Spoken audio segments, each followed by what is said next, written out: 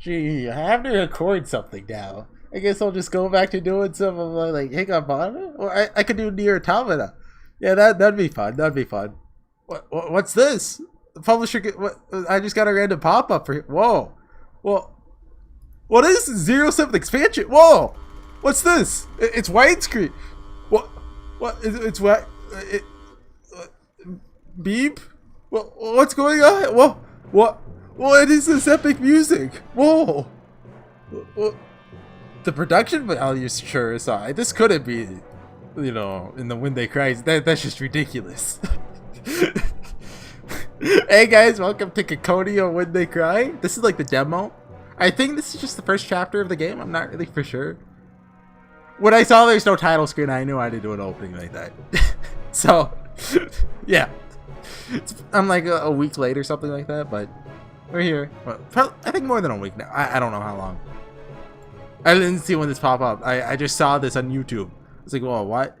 So I had to, you know, join the party a bit late. But we're here to fly freely at the speed of sound, like a fighter jet.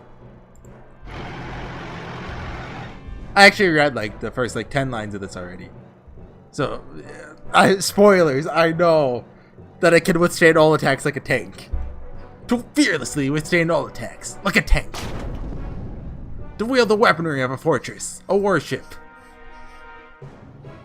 What if all these superpowers were compressed into the left arm of a single soldier? I'm not talking about some sort of comic book hero.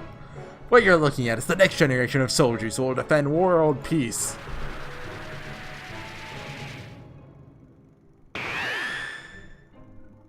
Narrator! I love Narrator, he's my favorite character. The Aerial Augmented Infantry, otherwise known as the Gatlin Knights. This opening is really flashy. I wonder if like this opening is in the main game still, or if this is just for the demo. Because like Higurashi's opening was like, okay, murder and then, oh yeah, slice of life. The opening scene was Keiichi narrating over murdering them, right? I think that was still in the visual novel. I know that's how the anime opens, but I forget. I know Minako is just Kinzo talking to Nanjo and Genji. Well, this is just this. Anyway, we'll see how it goes. Maybe we'll get a title screen after this. I don't know. This elegant gauntlet, worn on the left arm and reminiscent of medieval knights, contains all the weapons and technology humanity has given birth to thus far. It controls all the 8MS in their bodies, the surrounding air. 8MS? Am I stupid for not knowing what that is? Enabling them to free themselves from the laws of the surface world and surpass them. HorseyEatYou! So some people like analyze, like I've seen some threads like looking at all the text of like all the different characters. I haven't done that. I've seen there's like some idol nuns, they look cool, and the main character and their team might be related to Burncastle. I don't know. I haven't been keeping track of pre-release footage and stuff. The video showed a lone boy soldier wearing a gauntlet on his left arm, standing on a massive airstrip. A whistle blew and his body floated upwards about 10 centimeters.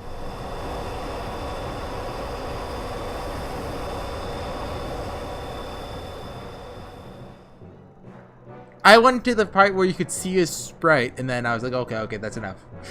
I couldn't give myself that much of a treat. He literally was floating. Cutting-edge 8MS techniques made it possible to create and control force fields, releasing his body from gravity. The whistle blew again, and his floating body danced like a bird, flitting about the space over the airstrip at will. Gauntlets give soldiers the same mobility as an aircraft. Their maximum speed is in no way inferior to the best fighter jets from around the world. The powerful Gs that would normally put a harsh burden on them have been eased thanks to the anti-G 8MS in their bodies. This allows them to fly in ways pilots of existing aircraft could never even dream of. Did I? I mean, it was a couple days ago, so maybe I didn't get that far, because I don't remember this. Oh, wait, I just turned my... Wait, where's my phone? Oh, there it is. Oh, a mobile game I'm playing! Oh... No, I'm not gonna do that. This is more important. When They Cry 5 takes precedent. And when taken to an extreme, even ricochet flying is possible. The video changed scenes. A Gatlin Knight, practicing in the skies above the training grounds, was being recorded from behind by a friendly plane in pursuit. Pew pew pew! One moment, the Gatlin Knight was flying in the elegant, familiar way of a plane, and the next, its trajectory became complicated and bizarre, as if it was being bounced at odd angles like the diffused reflection of light. Because it looked like they were rebounding fiercely off the walls of a pipe as they flew. This is known as ricochet flying. As the word ricochet suggests, the Gatlin Knight kept flying at fierce, sharp angles without losing any of their speed. Normally, flying like this would put an enormous cheese on their brain and all over their body, likely killing them instantly. However, HMS Tech has freed them from all of the ground's restrictions. I wonder, can we save? Doesn't look like it. Even amazing mid-air movements like these are now possible. I was interested in what the menu looked like. And I want you to pay close attention to this footage. This is the fire control system trying to target a Gatlin Knight. As it tried to target the ricochet flying Gatlin Knight, a computer-controlled side indicator with prediction lines kept appearing and disappearing. The Knight's movements, which ignored the common sense of physics, confused the fire control system and was completely unable to lock on its target. Sorry, I was just looking at OBS. All fire control systems created so far were completely useless against Gatlin Knights. Though they can display this level of mid-air mobility, Gatlin Knights are not planes. They truly are infantry. Aerial Augmented Infantry. AAI. Their ability to land and take off is completely unrestricted, so they can carry out tactical operations anywhere a human is able to stand. By this point, Gatlin Knights are already possessed all the strengths of fighter jets, VTOL aircraft, and helicopters. So then, what about their weaponry, eh?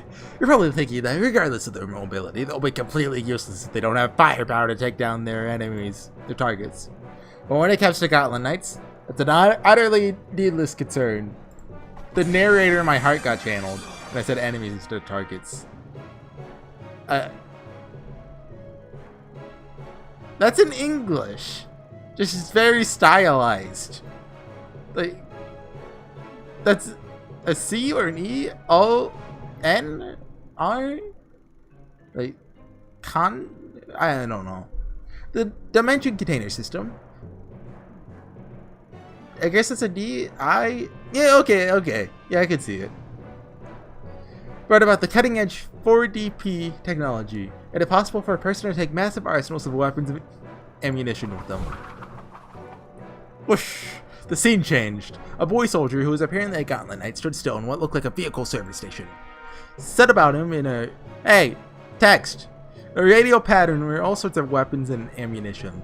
Like a weapon bargain sale. Maybe all this high definition stuff is just too much for my computer to handle. There are rows and rows of missiles designed for fighter jets. Just as many precision smart bombs and even several heavy torpedoes designed for major warships. This is clearly more weaponry than your average fighter jet. Furthermore, there are howitzers, right? I know what a howitzer is. And their ammunition laid out alongside them, as well as multi-barrel machine guns with ammo belts folded several times over. That wasn't all. There were also reconnaissance drones, several types of signal flares, ammunition resupply containers, and various construction kits. Everything down to the smallest details packed in. This massive set of military ordnance can all be carried by a single Gatlin Knight. And if they specialize in carrying capacity, they can fit in the same amount of weaponry as an attack carrier. Witness the armament of a battleship and the mobility of a fighter jet. This is a Gatlin Knight. But that's not all. They also possess an ultimate technique that cannot be reproduced with any currently existing weaponry. Watch and learn. The scene changed and it now appeared to be an outdoor shooting range. The same Gatlin Knight boy soldier stepped forward. I'm assuming this boy soldier is the main character. I actually already read, well, I thought from the beginning they were a guy. Like, some people thought they were a girl. I read already that they were a confirmed guy. Unless it's plot twist, they're actually a girl. But from the beginning, I saw their design. I was like, okay, that's Virgilius. That's a guy. But, like, it's Ryukishi. He could pull a fast one on us. Until we see them naked, we don't really know. Several adult soldiers stood side by side some distance away, all pointing guns at him. And even if we do see them naked, it could be their identical twin, who is also the opposite gender, because why not?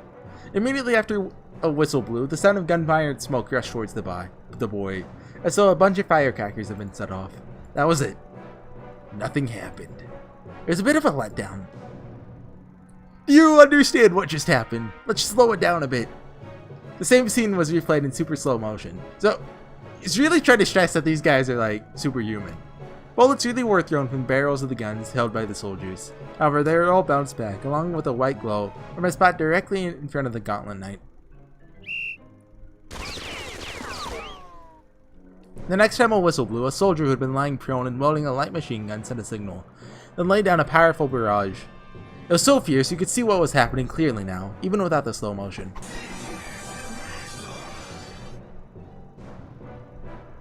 What is it saying?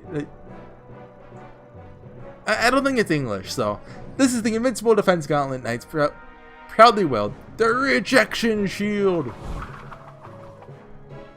The scene changed again. The same soldier boy was standing in a different part of the shooting range, but this time the camera was far away from him. Wait, this is the same thing Umineko does, the Steam one, with like the slow text. Is it a problem with my computer then? Although I remember it happened to Grant as well when we were doing Two Idiots Read. Huh.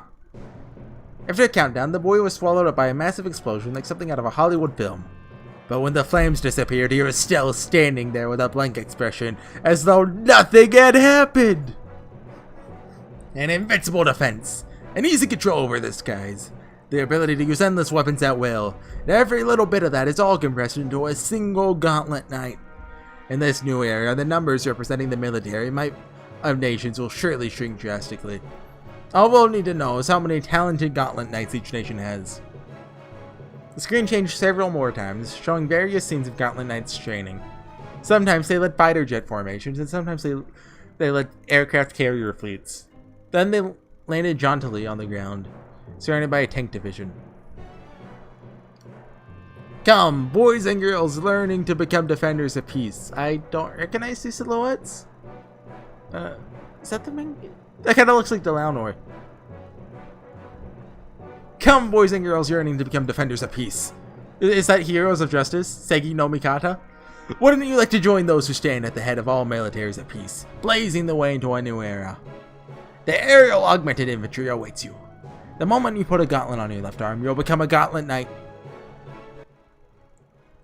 So you just got to get one of the gloves. Episode 7 Tea Party? Very nicely made. Do you think you could get it a bit shorter though? My back's starting to hurt. My back! I went from being like, okay, faceless military man to I sympathize with him. You know, his back hurts. The old officer rose from his seat in the projection room, rubbing his back. A young, voluptuous female officer who seemed to be a private secretary helped him up. No, sir! We cannot make it any shorter in light of the regulations. Is that so? Very well, very well. Is that Rikishi critiquing himself there? By the way, kids like explosions, right? Bang, boom, and all that. We've got to add more flashy scenes. This scene seems very meta. Also, this is a cool song. Also, the hook in the first 15 seconds is important, understand? I studied film back in the day, so I know all about it. When the old officer started talking proudly, the other officers all took out notepads at once and made a show of writing it down diligently. My boy! He's got a brand new spray. Looks pretty good. I like it. Like, you could... If the face was like a bit smaller, I guess? I couldn't tell it was by Rikishi at all. Which, that's supposed to be a compliment, but...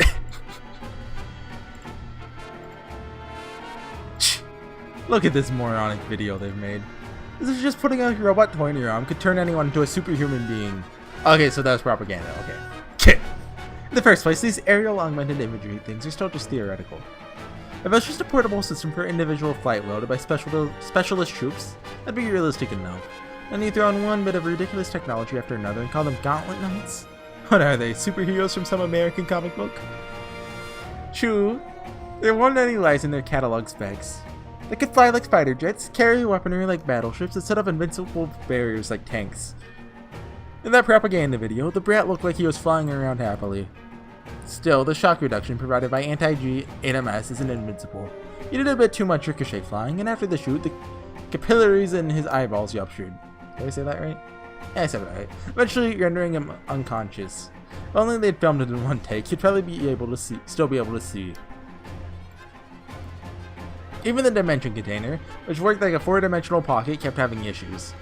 So many brats have been turned to mincemeat when they tried to open it up, that immediately got hit by an explosion before they could fire up their rejection shields. Even that rejection shield only became stable very recently. And if it doesn't work perfectly, when a brat's flying at 800 kilometers an hour, all it takes is a laser. Can we get that in miles for, you know, the superior folks around here? We use the Imperial system, because we're smart. Kilometers 1.4 miles, right? Or is it 2.4? Those are two very different numbers. All it takes is a lazily flying pigeon to smash their heads to bits. Well, we'll soon have plenty of brats to work with. Put up flashy ads that at least look good, and you'll find all the stupid kids you need. After all, anyone would want to do it. If I'd been in my teens and someone told me I could become the face of our entire military, flying unaided through the sky, I'd be screwed too. Still, a bird in the hands worth two in the bush. What voice do I give Okonogi? It's me, Magical Chef Okonogi, yes? You have to do the hand symbol. It's like it's all fine. That's what that symbol represents, that voice. No, Okonogi's like in the end, it'll just be an e-sport where you can't really fly outside the simulator. By the way, the aerial augmented infantry boy in this video really is young and bold. I'd like to get a chance to meet him. You think you could bring him to the dinner tonight? Oh, that sounds excellent! Captain Okonogi! Major General, sir. I'm afraid to say that he's already perished in the line of duty. What? Is that true? What a shame. He looked magnificent, so I was hoping to give his career a boost. Too bad, too bad. Truth be told, that explosion scene in the video just now was also the scene of his death, Major General, sir. The filming schedule was a bit too rushed, so he must have been overworked. He screwed up with the shield during the flashiest scene at the very end. Thanks to that, we were forced to edit it to make it look like he'd survived a massive blast. God dang it, pardon my French. No, I'm not going to. I just thought I should make a counter for every part of my French, but I'm not going to. In Two Idiots Redo Muneko, I started a counter for every tangent we went on, which this would trigger one. But I decided not. But doing that for other stuff is hard. Because like with that, I have to edit, like, you know, breaks out. Like, we might take like a minute or two break and, like, you know, gotta go get a drink or something. Or if Grant says something stupid, like he admits to, you know, adhering to genocide, I have to cut that out. Anyway. He's only done that twice, don't worry, it's cool. It's not like we've got the budget for this kind of thing. Sir, it's about time you went to your car. Oh, okay. Well then, keep up the good work, everyone. Also, everyone's eyes will be on the Aerial Augmented Infantry Division at the Battle Standard Festival, so make sure you give it your all. By the way, I believe a contestant from here in Japan will be representing the ALU, correct? Okay, so we are in Japan. Like, Okonogi kind of gave it away, but... Oh! Oh! This is for the opening, I think, right? Yeah. Oh, is this the opening? Oh, no. Well, that wasn't really the opening. That was like a teaser. Yes, sir. It's Second Lieutenant Mitake Miyao of the 0017th Aerial Augmented Infantry Squad Warcat. Right, that's the one. It's supposedly a Burn Castle reference. Because you gotta fit it in somewhere. Her and Okonogi are like the carryovers for the When They Cry series. Lambda too, maybe. Dang it, if that skinny brat's supposed to be representing the rising sun of the International Battle Standard Festival, this world really is screwed. Is he wearing a skirt? Welcome to A3W When They Cry 5. I saw Rihanna there. With her, what's this thing called? It's not a cleaver. And Ciconia When They Cry. Oh, we get a title screen! Okay, sweet. I've ended the video. 20 minutes. Okay. I don't think we'll be able to read the whole thing this episode. I'll probably cut it. Phase 1. Thank you for waiting so long for us to prepare. Now I'll finally start up the game. However, are you sure about this? This is merely my personal opinion, but I believe the difficulty level is quite high, given the present circumstances. So there is a difficulty level. So, something I was kind of worried about going into this, that it wouldn't really be a mystery. Like, from the looks of it, it's going to be a bit more action-centric than the past two, which I'm fine with. That's more than fine with me. Just, I want there to be at least, like, I don't know the right word, a strong level of mystery, like, mystery as a subplot, like a subgenre, I guess you could say. Like, behind the action. Presuming it's action, like, it couldn't even not be. It could turn out to just be all politics, for all we know. Still, I'm well aware that you know the joy of achieving victory, especially over conditions such as that. Shut up, Birdcastle. This is considerably high tier of difficulty, after all. Your opponent is already fully prepared. Hey, start. We see the... Well, hold on. Okay, hold on. That's extremely edgy, but first, what's the save menu like? Oh, this is cute. 5 pages like usual, but we have more saves this time. We can full screen, auto mode, message read. We get all these features. We get a backlog. Oh no, we don't. It's well, not a fancy one. It's just same backlog as usual. Also, I noticed that we have the same arrow and hold on, wait. After this, the top of Super Tokyo Tower set 666 meters above the ground, very edgy. Surrounding it, the scenery of the night stretched as far as the horizon. The hustle and bustle of the surface didn't reach this place, nor did its troubles and complications. The sky is the only place we can be truly free. This symbol right here. There's another game I played, Detective Butler, which had more than a couple Umineko inspirations that actually had the same symbol. I believe it's from Onscriptor? Is that the name of it? I think Ciconia might actually be like a new visual novel engine, but if it is, they decided to carry this over. I'm not for sure. I don't know. Visual novel development.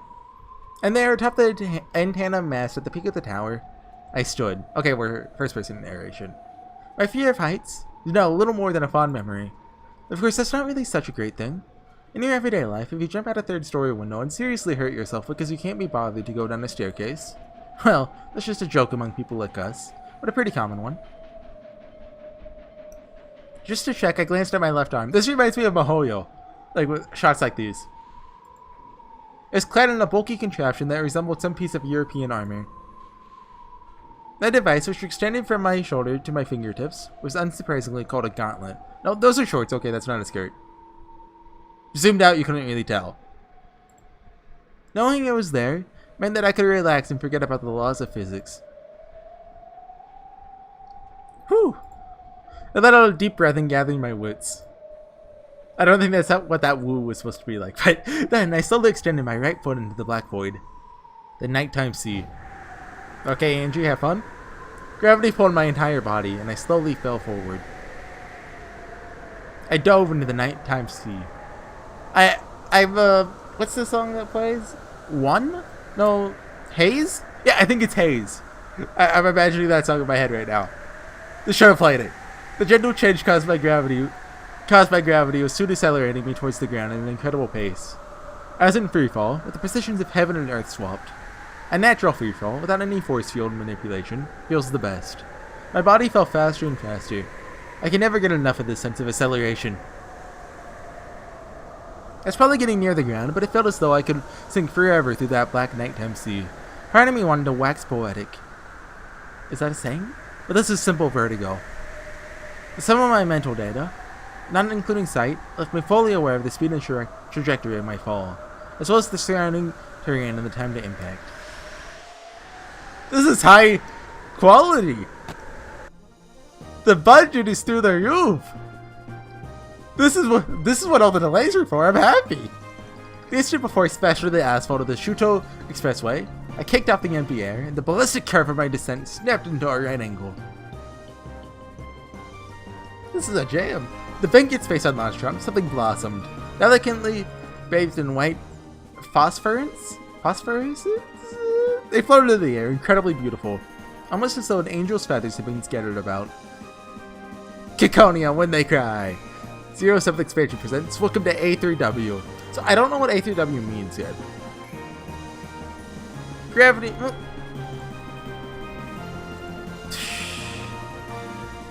See, I'm planning to cut this up into 2 different videos.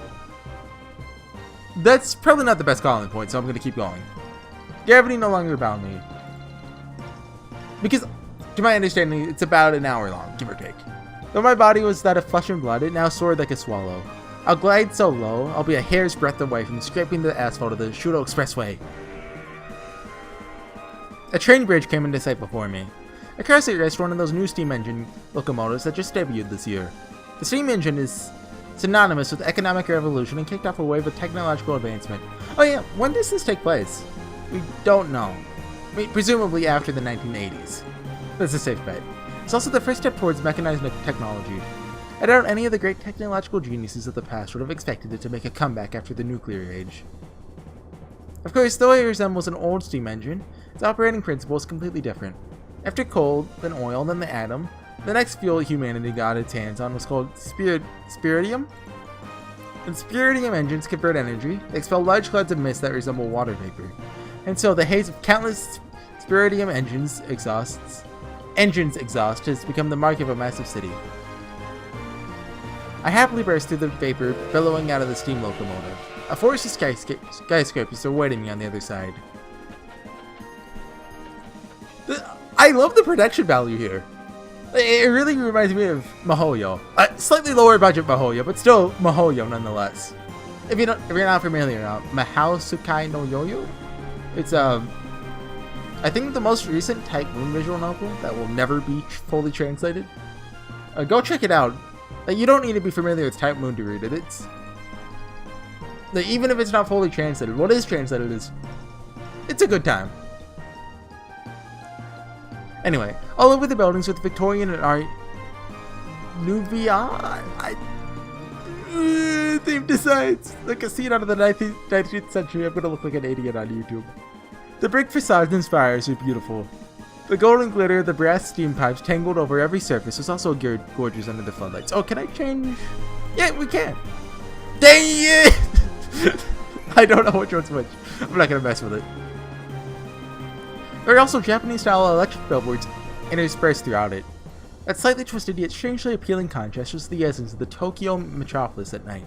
The cityscape style and fashion scene were all reminiscent of the 19th century. However, behind the artistic veneer celebrating the rebirth of an economic golden age, a state-of-the-art inventions that could fairly be called the ultimate in human tech. Okay, sorry. And at the cutting edge of that cutting edge, it finally became possible for a flesh and blood human to fly like this. Of course, this power is only available to a few people so far. I was one of those lucky enough to enjoy this privilege. Every era and every society is fundamentally crap when you get right down to it, okay? I'm starting to get a hang of this character. But there's one thing I can't say. Being granted the ability to fly freely like this makes me glad I was born in this era. Oh, what is it? Born too early to explore the sea?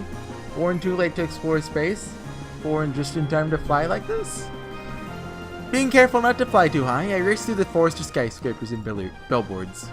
And billiards, yes! This felt way more like flying than staring down from above did.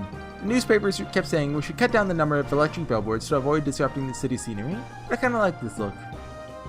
After all, Tokyo has been like this since the day I was born. Why should I give a dang about the ancient Tokyo those adults long for so much? This is our Tokyo!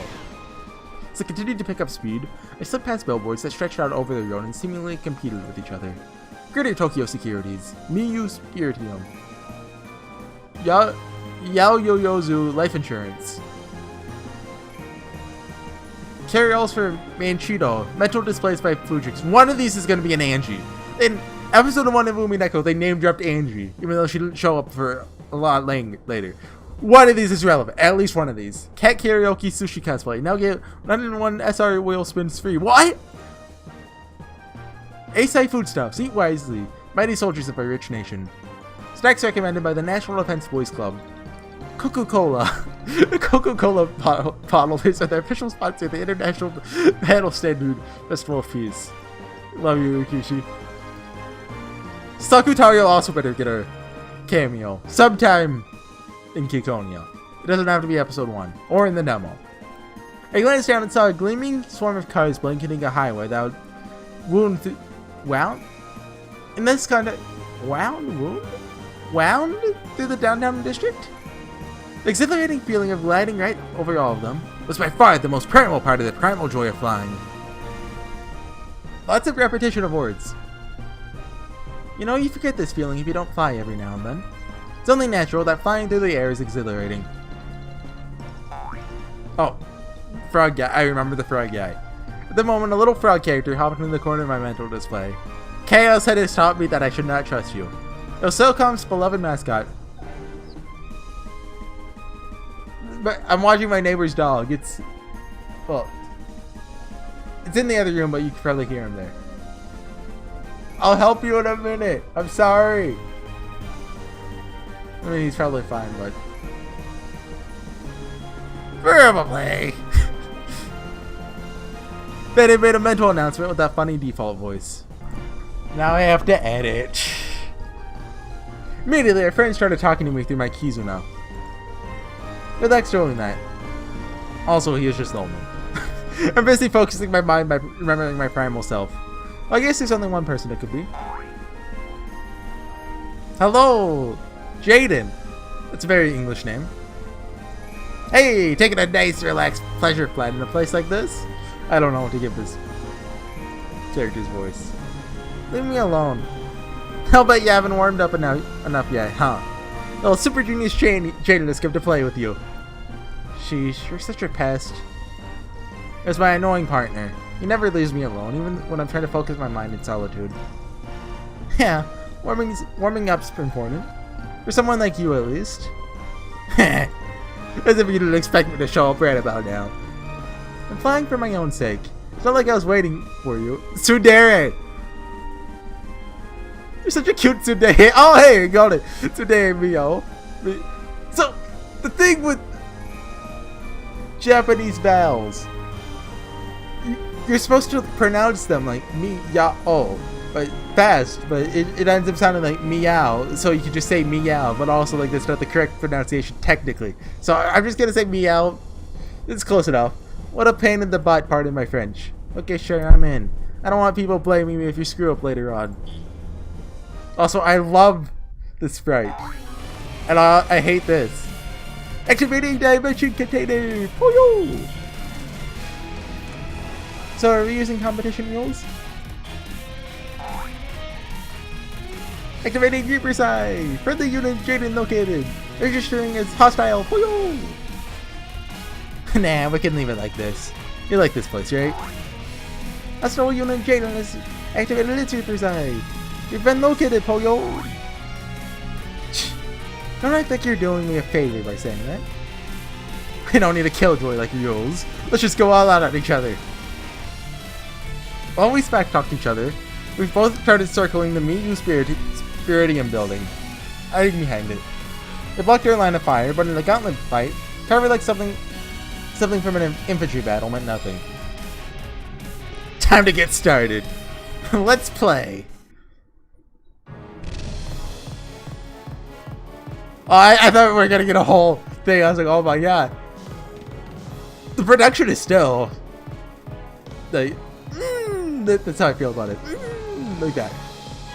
Meow. That's out as right on. A burst of luminous angel feathers danced around it. Trust me, guys, it's gonna be called When the Angels Cry. Trust me. One after another, guided missiles winked into existence. It looked like an ancient magician summoning familiars. The missiles launched one after another, circling around the building and aiming for Jaden on the opposite. Should he be doing this in, like, Tokyo? Like, should he... Like, I've seen Dragon Ball Z, you're supposed to go to, like, a wasteland. Then not a beat later, Meow summoned into existence a massive 7-barrel Gatling gun, big enough that it covered his body. After all, just as Meow had launched guided missiles around the building, Jaden had launched missiles back at him! When are we gonna pull out the double-barreled revolvers? Sorry, we're back. But I said something about double-barreled revolvers because Rikishi loves those. Anyway. He pulled that out of the Dream Guide. When I saw that, I was like, yeah, that's a Rikishi thing to do. Because there's also... it's the way he describes guns. Like, episode 6 of Umineko, I believe? Also pulls something similar. I forget what it is in particular. It's been a while. Anyway, the missiles that appeared one after another from beyond the skyscraper were met by Meow's Gatlin gun. They were rapidly caught by the hailstorm and bullets, exploding one after another, bursting the skyscraper's windows to glittering dust. The Gatlin gun, which floated in the sky above Meow's right hand, was exactly like those loaded onto warships to defend against anti-ship missiles. These are supposed to weigh over 9 tons. However, it continued to float there over Meow's arm as if it weighed nothing at all. I see the way you're guiding your missiles is as twisted as ever, Meow. We're going to be seeing that animation a lot, aren't we? Jaden intercepted Meow's guided missiles, which kept flying around at him in the same way. You know, I like Rikishi. Sometimes he gives you an easy to pronounce name, sometimes he gives you a hard to pronounce one. You know, he's fair with it. They'd come flying via a traditional maneuver, aiming directly for their target. It would have been easy to intercept them. However, these two could control the flight paths of all their missiles they launched. For that reason, no computer can completely intercept a volley of their high maneuverability missiles, as they approached along such complicated trajectories. The missiles were being guided by too many syllables, honestly. Like, cut it down. Like, Americans, we can't understand words more than 4 syllables. Just cut those out. The missiles were being guided by humans, so it took a human to intercept them. Your missiles are pretty twisted too. Tugging it out with you would make anyone twisted. I remember, it was like a year ago now, one of my professors said, someone said that, I forget who it was. They circled at high speeds, shooting down the missiles that chased after them one by one. Coming to -30. I don't think it was him, but that's the Walding guy, right? I never read it. Professor's like, okay, you can read this, or you could just, you know, not, because we're, so it's like, okay, you know, like, I value this class, but also, like, it won't affect my grade at all, so, you know. Naturally, both are simultaneously guiding missiles, intercepting them, and also controlling the speed and direction of their own flight. It'd be impossible for a normal person to do all this at the same time. That's why Gatlin Knights are admired by children. No, by people everywhere. In a battle between superhumans like this, how you fool your opponent is vital. I like to think that this is Meow narrating still, not the narrator. Even games that appear to be completely intellectual, like chess and shogi, are eventually decided with a physical contest, depending on your glucose levels in your blood. They're being chased by swarms of missiles flying in complex trajectories, constantly intercepting them, while still firing missiles themselves and looking for a chance to corner their opponent. Doing so is brutally exhausting, and the instant you give your opponent an opening, they take advantage of it and end the whole thing. That's how a standard one-on-one fight between the Gatlin Knights went. So you think you can win if it's an endurance dogfight, huh? Don't forget, Meow. I know, you're a super genius, right? Yep, I'm super genius Jaden. That's trademarked. The next instant, Jaden scattered glowing feathers through the air as he changed his movement pattern. He turned at a right angle, heading straight towards the floor of the building. He burst through the massive glass windows and flew inside. The entire 58th floor of the Miyu Spiridium building is a single observation deck restaurant. He raced through the empty restaurant, setting tables flying, while playing a fierce game of tag with guided missiles Jaden had also been investigating. It accessed the floor fans for the Miyu Spiridium building that had been the center of the dogfight. So, like, they're just destroying public property at this point. This is not okay. The building screening the two of them. The building screening the two of them from each other had instantly become a shortcut. Building screening the two of them from each other. Oh! And it's become a shortcut. I get it. You little. I'm a super genius. Hear me roar. I'm imagining like a Sakutario. Ooh! Yeah, never mind. That's a different one. The entire building was pierced as he performed an all-out body slam backed by a force field. Despite that, Meow just barely managed to dodge. He kicked off the empty air and sent glowing feathers flying, changing his direction in a right angle and plunging straight down. Of course, Jaden hadn't been naive enough to hope that his surprise attack would land a clean hit. Oh, we're getting cranes who got the 2-eye eye. The German eye. However, in dodging, Meow had been forced to make too sudden of a vector change. The anti-G8MS in his body had been used up almost all of his energy in an instant. Energy depleted! Pollo! Beginning your recharge, Pollo! No, you're fully recharged. You can't do anything at all, Pollo! Without any energy left, Meow lost all control and could do nothing but let himself free fall straight down. His energy would recharge soon, but in an extreme close combat situation like this, that pause would be utterly fatal. Jaden was looking down on him from above in complete control. Their raw, unaugmented gazes crossed. You see Mystic Eyes on him! Jaden swung his right arm down, scattering glowing feathers about as he summoned a 50 caliber heavy machine gun. Enemy unit Jaden is achieved target lock. Energy recharge in process. Evasive maneuvers highly recommended. Pollo! Just dodge the bullets. But too bad, Pollo. You're still recharging, so you can't do anything. Pollo. Oh, but even if you're in free fall, you can still pray. Pollo. I heard the laugh. God dang it, this new version of Colonel Pollo sure is a mean guy. Double pardon my French.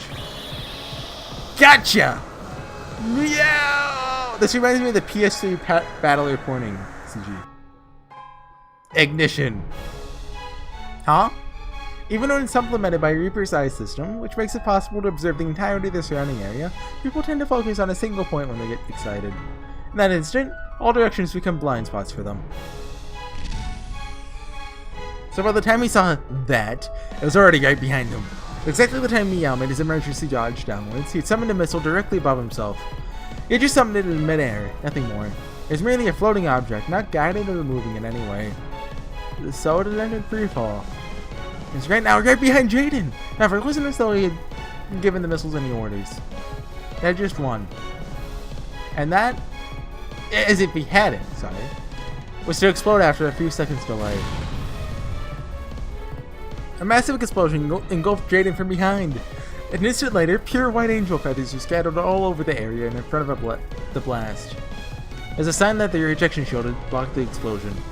A Gatlin Knight wouldn't succumb to a little attack like that. They could fly about at will, arm themselves at will, and also shield themselves at will.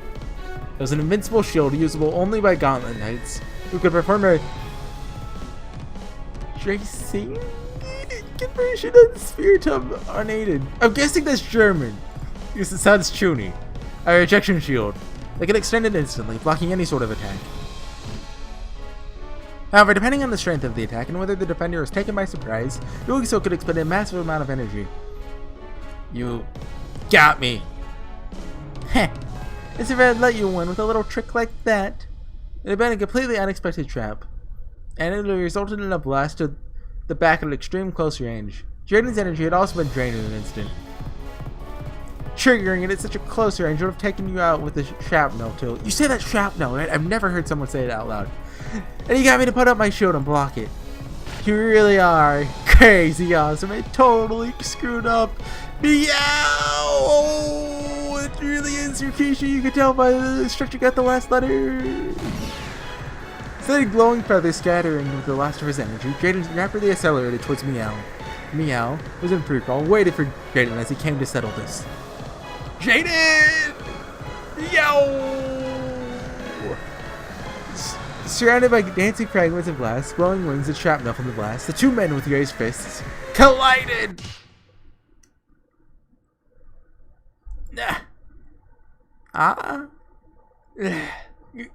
Gotcha! As the pair descended in free fall, 2 punches containing goal. Is this a cross counter? Oh my god! Oh my god! They put a cross counter in the in the demo. 2 punches containing all their strength crossed. It was a cross counter! Screen cap that, screen cap that.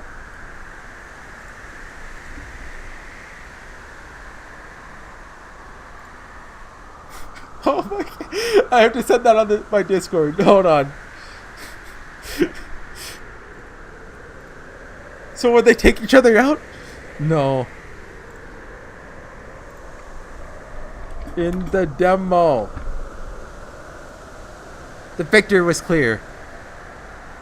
If you're short, that means your arms are short. They people to Dragon Ball Jackie Chun. Right, Meow? In season 1 of Dragon Ball, the very beginning, Goku loses the World Martial Arts Tournament because they decide to end it all in one final kick. but Jackie Chun longer legs, meaning he wins. Jaden's right, straight, definitely reached Meow's cheek, but Meow's right straight didn't make it. The difference in reach was obvious. Dang it! In the end, the showdown between Gatlin Knights aces was decided not by wit, nor physical strength, nor glucose levels, but by height alone. Their energy was recharged and they regained control, rescuing them from the shackles of freefall. Lovely. I hate this right arm! Give me a saw! It's coming off! And I'll replace it with a rocket fist! Sweet, let me know what you do. I'll even give you special permission to punch me. That's a promise, okay? Don't you go forgetting it. Still, I'd expect no less from you, Meow. That unlocks the perfect sneak attack, but if it had been perfect, he wouldn't have been able to set a trap so quickly. I'll bet he figured I'd come at him through a shortcut and waited for me. I moved first, so I was able to make it through the chaos somehow. If I'd been a heartbeat slower, if Meow had finished his preparations, it probably would have been taken out neatly. Not bad, partner. May have won by a nose, but the battle's far from. I love Meow's fights. I let you win, obviously. I mean, you always get mad now, pardon my French, but you don't win in the end. Naturally, I lost on purpose for the sake of your mental health. Huh? And I should be a gracious winner, too. No matter how you look at it, my trap worked perfectly and I won. In a real battle, it wouldn't end with a punch. My recharge would have been at least 1 second sooner. Then if it was a real battle, I would have blown you away at the force field and slammed you against the wall, winning. Haha, dang it. Pardon my French. We almost closed out that scene so neatly, and now you've ruined it. Though he said this, Jaden laughed, looking somewhat amused. Meow wasn't really the sore loser he sounded like. They'd both just been scuffling and playing. And look, now he's smiling too. However, his expression transformed utterly a second later. But you know what? It was way too reckless, putting your body on the line with a sudden sneak attack like that. In a real battle, we would have taken each other out. Or you might have hit the building and blown yourself up. Aren't you supposed to be a super genius? If they don't find a way, they'll end up in a mutual kill with both you and the super normal enemy. I know that. We were playing, so I just had a bit of fun, okay? And that's not all! The paths of those first suppression missiles were too simple! You keep getting stuck in a pattern without twisting it up a bit! And you wasted time with intercepting missiles! Your trajectory on dodging was weak too! Just look at the trajectory data 3 seconds after you started intercepting missiles! What a pointless maneuver! Get rid of the loss from this part and you would have had enough energy to finish me off in the final clash! Look at the trajectory data from 23 seconds later, 24.2 seconds later! Make gravity and inertia your friends instead of wasting your anti-G8MS! Hey, aren't you listening to me, Super Genius Jaden? Right, here comes lecture mode, Meow. Meow sent him bits of battle action data from one after another, marked with red annotations. At first I thought this guy was so annoying, seemed like he was my instructor or something. However, when he lectures people, he's definitely not letting his emotions get the better of him. The things he points out are always accurate. Most importantly, he really does watch people. Normally in a fight, you only think about how you're going to take down your opponents, and how super strong you'll be when you win, right? Meow is always watching his opponent when he fights. Always thinking, one of these two characters is going to die. Like, halfway through exactly. I don't know if there's going to be like a Twilight 1 kind of like halfway point or not. One of these two is going to die. I don't know if we're going to do a time loop. I assume we are. But episode 1, definitely. I'm calling it now. Meow is always watching his opponent when he fights. Always thinking. I'm kind of thinking it might be Meow for a twist. Might sound weird when I put it this way, but he's always seriously thinking about his opponent's feelings. However, the way you demonstrated parallel thinking by searching for a way to strike back while playing tag with missiles wasn't bad. You used evasive maneuvers to gain yourself a moment of time to stockpile your mental resources, which you then employed effectively. Judging by your level of strain, you minimize the amount of unused mental resources throughout the fight. It's not like I can leave any of my brain unused in a fight against you, Meow. See? He really does look closely at his opponent's feelings. You may never miss it when someone gets clumsy or screws up, but he also never misses it when people work hard. I tried, in my own way, to make use of my previous advice you gave me in our previous match. Looks like you really noticed. You've tried in your own way to confront the problems we had the last time we fought. That's what makes you a super genius, Jaden. Nice work. Ha ha ha ha ha ha ha. Dang it, why the heck am I blushing at a compliment from a guy? This is why. Never had a desire to quit being your buddy. My friend is arrived. Pollo. I'm not saying that 4 times. Then my Kisuda's Koryo Pollo notified me that a bunch of friends had arrived at once. Sheesh! Can't you let the two of us flirt alone in peace? Okay, so either this is foreshadowing he's a girl, or we're getting a yaoi pairing. I'm fine with either. Gunhild. Is that like Norse? Seriously? When you should be. When do I cut it? Actually, I think that's a good. That's probably the halfway point, isn't it? Like we're like 40 minutes in, so I think I'll call it there. Or are we supposed to say like this or this?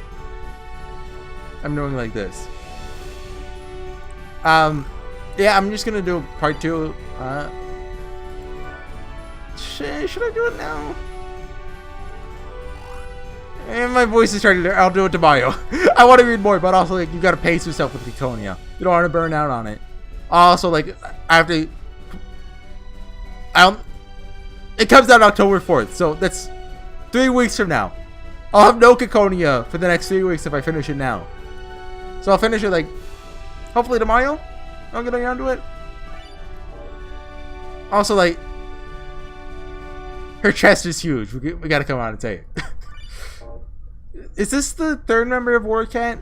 I don't remember from the designs, but I guess we'll find out. So thanks for watching, everyone. This is the first episode of Ciconia. Even though this is the demo, this will still be like the first in the playlist. So you gotta make impressions here. This has been HorseyEatYou. Yeah. I blanked on anything I was gonna say. I thought about something I wanted to say, but I forget what it was. So we're just doing that. Yeah. So I'll see you guys next time with Ciconia no Naku Koryo ni. Translated. No, we're not doing that this time. I'll see you guys next time. Bye. Hello everyone, we are back with Ciconia no Naku Koryo ni, translated meaning when the Ciconias cry, better known as Ciconia when they cry. Yeah, this is part 2 of the demo. I decided to split it up just because I have a habit of having audio issues. Look at Valhalla, basically anything I made like in 2016 and before. When did I start my... It's been a while. Anyway, yeah, we got introduced to Meow and Jaden, and I actually had to look at the Ciconia website. Before I was like, no, I'm not gonna look at the website. I don't want to spoil myself. I want to, to judge the work by the work. I don't want to, let this outside influence change me. But then I had a peek at it and I was like, oh my god, I can't stop myself. So I'm familiar with all the characters now. Like, very loosely, I say familiar. Like, I know Gunhild is Swedish, which I actually looked up her name. It's I knew it was the origin of the word gun. It's a Germanic name, usually used in Denmark and Sweden, I think. It's mostly like it's an old name, but it's still sometimes used today. Anyway, let's get started, I guess. She has twin tails, and we talked about her very large assets last time. And she has thigh highs. ZR. That's a plus. Also, you can like kind of see like her stomach a little. So it's safe to say she's pretty lewd. Anyway, seriously? Just when you should be trying to preserve your sugar levels, you started an all-out battle? I hope we have enough left to warrant another episode. I almost uploaded episode 1 today, but like mid-upload it failed, and I was like, oh, okay. So I stopped. I'll probably do that tomorrow. So I could still edit this onto it. We didn't do much, just a bit of a warm-up, right? That's right, just a bit of light stretching.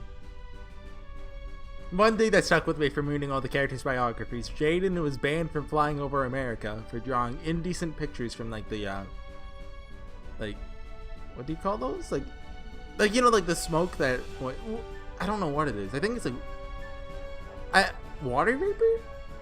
Anyway, that like planes will leave behind that spell out messages. He drew indecent pictures with it and got banned from flying over America, which is his home country. Which makes sense given his name.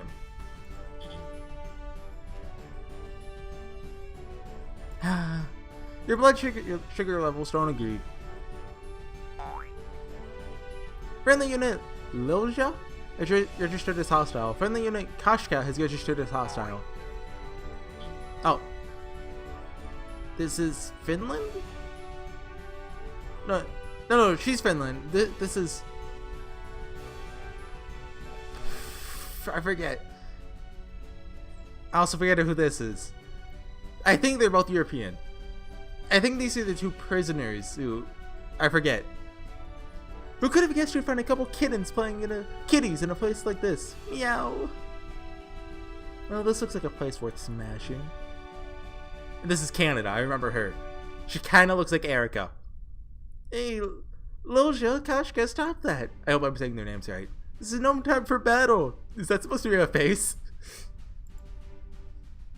I won't forgive you for having fun in a place like this while we were getting bored in tears by that ceremony. Meow. Mew mew meow. I was so bored. Time to blow off some steam to make up for it. So I was kind of expecting for this to pull like a 360. Like these two are like prisoners who are let out to, you know, be Gatlin Knights. I was expecting her to be like the mean one and these two to be like the nice ones. Even though her bio made her seem like the nice one, but nope. Let's see who can take down the others first. Meow. There's no way I'd ever listen to a hick like Kashka. Meow. Stop saying meow. Don't make me laugh. I'll take on you and all the others and crush you. Run and do it if you can. I'll beat up Meow and Jade and then plant you upside down in the Siberian permafrost. Meow meow. Wait. Meow. Meow. I wonder if it's going to introduce all the characters or just these ones. Enemy units Lilja and Kashka have activated Reaper Side. You've been targeted, Poyo. Enemy unit Lilja is summoning an anti-air mine dispenser. Poyo! You gotta do the Poyos with Poyo, you know? Enemy unit Kashka is summoning an anti-gauntlet sniper rifle. Poyo! Hey, just stop it already. The instructor's gonna get mad at me. Odds of Chloe getting chewed up by the instructor now at 99%. Poyo! it laughed for me. I don't have to do the Carol. I can't take this anymore. What is with these? Is that supposed to be like the facial expression? At least in like the way I've seen, there's a period supposed to be like the mouth, the nose. Or maybe the Japanese emoticon, which their emoticons are, ooh, they put eyes to shame. So, you know, I'm not one to judge. Good creep. Meow, Jaden. Are you sure such a light warm-up was enough for you? No, I was just thinking you'll start for a real warm-up. Right, Meow? Yeah. This time, let's check our ability to work as a team. If you take a gamble like last time, I really will punch you, okay? Heh. Sure, I'll just wait for you to get a rocket face that can actually reach my face. Then it's decided. Chloe, you should warm up a little too. Friendly unit Gunhill, did you set your start as hostile? What? No!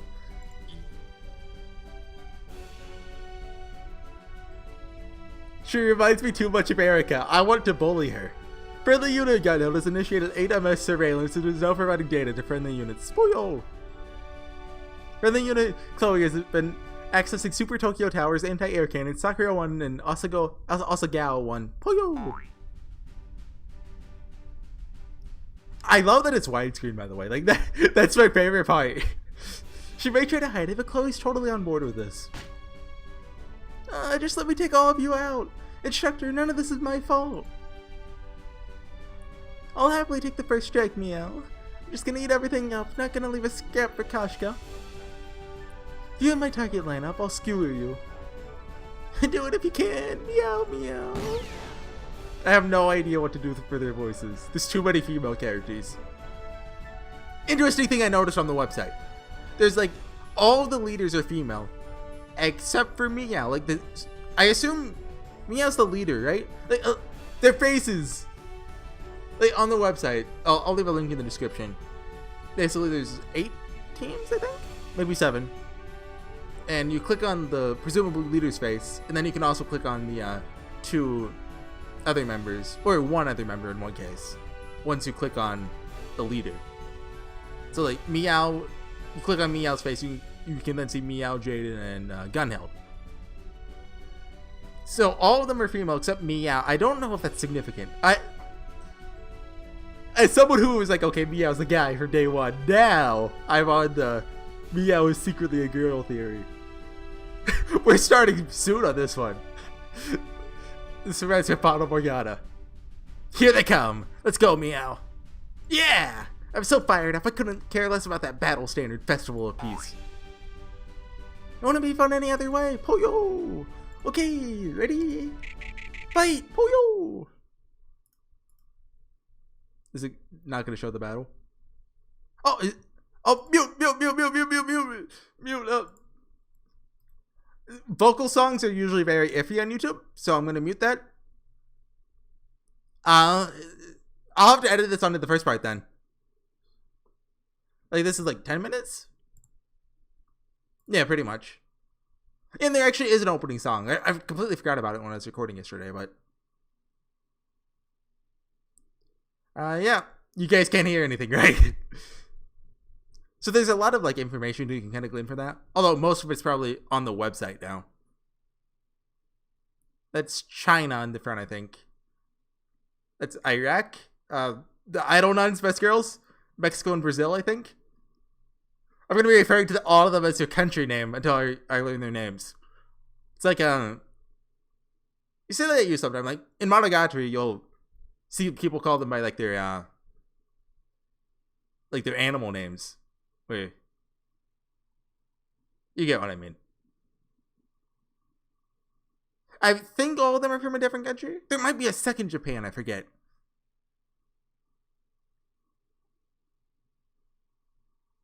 There's also like some lore on the page about like the different nations. Like I know Russia and America formed like a super league that Warcat's part of, I believe.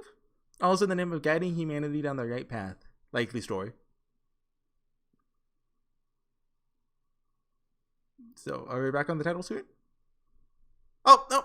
No matter how far virtual reality advances, it will never compare to the shock of the body's 5 senses.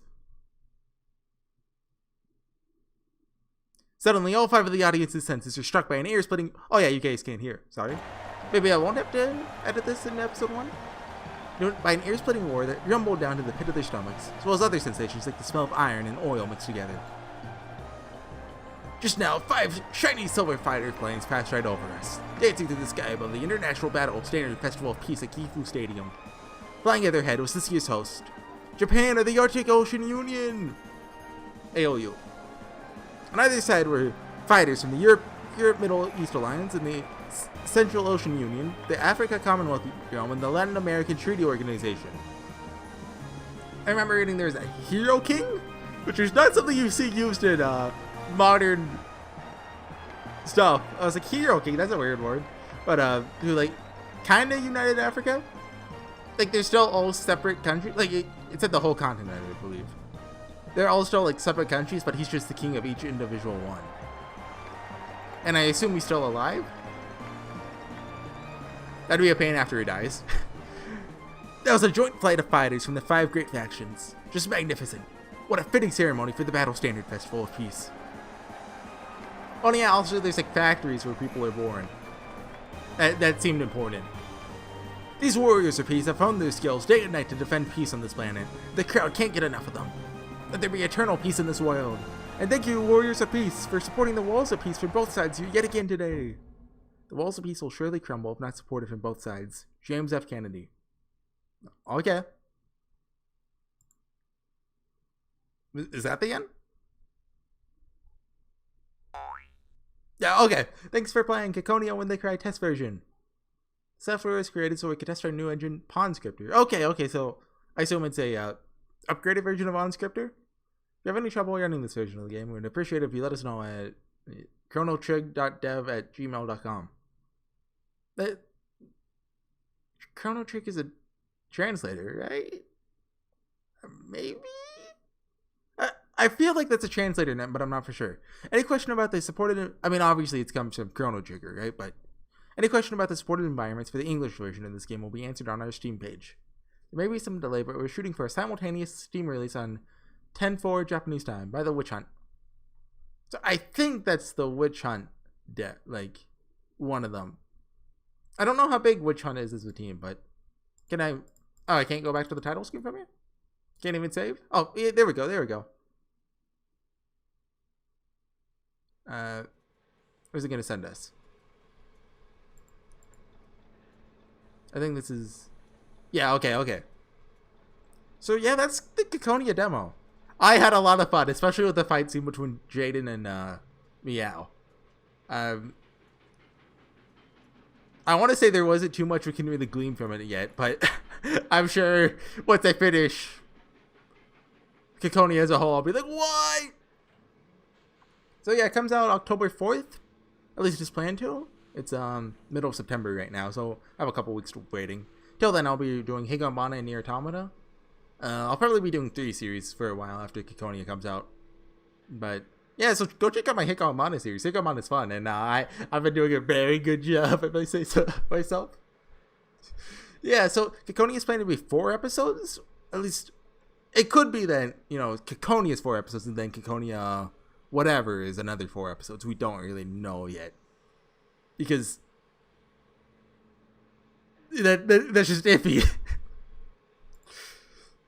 So yeah.